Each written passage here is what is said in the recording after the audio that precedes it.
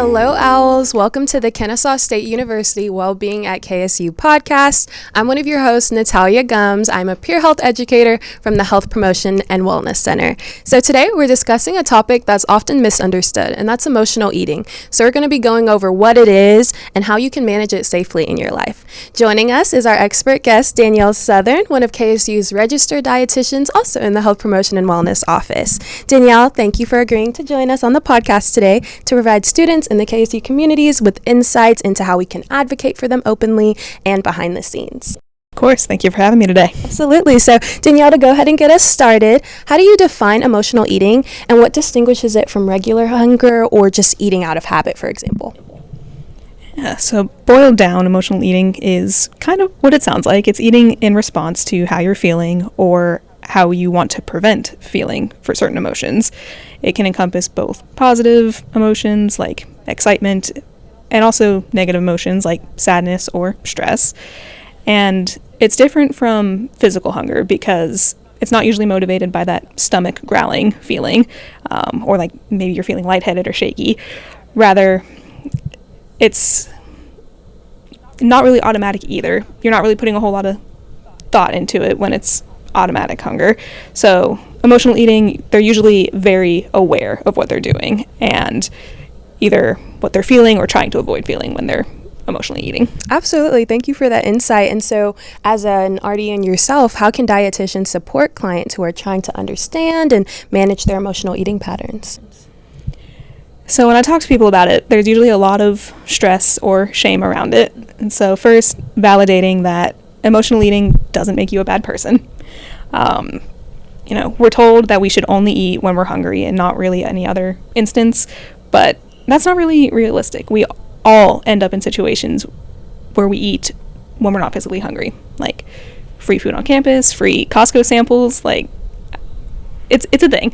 But also acknowledging that emotional eating can be one of many of the coping skills that we have. We just don't want it to be our only coping skill, and we want to be aware of patterns with it. Are people, consistently eating when they're feeling those strong emotions? Is it getting to a point where there's guilt or feeling of loss of control or binge eating? At that point, it means that it's impacting, your overall health, and it's probably time to change those behavior patterns, and, meeting with a non-diet dietitian or therapist can assist with that. Perfect, definitely. So for someone who might be in that situation or struggling with that, what are some practical tips for developing a more positive and conscious relationship with food for someone that is dealing with emotional eating? Ditch the dieting. When we tell ourselves we can't eat a certain food, it makes it a lot more front of mind. And this can lead us into a feeling of scarcity mindset, giving that food more power, whereas if we just allow ourselves to eat it, whether we are feeling positive or negative, we can have it as part of our life and then move on from that. Another thing is to evaluate your schedule. So if you're burning the candle at both ends and not really giving time for yourself, then it becomes a lot easier to numb out on the couch with a certain food rather than evaluating, what you are really hungry for or what your physical hunger cues are telling you. Definitely. And on that first point, I know that that's something for me. When I try to cut something out cold turkey, it doesn't work for me. But if I gradually, I say maybe a few times a week, I can maintain that. So that really makes sense. So what are some strategies or techniques for maintaining or managing emotional eating in a healthy and a balanced way?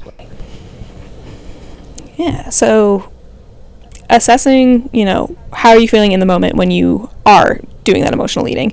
Is it something that is feeling enjoyable? Is it feeling like it's serving a purpose? Or is it, again, leading to that guilt, that shame, those stressful feelings?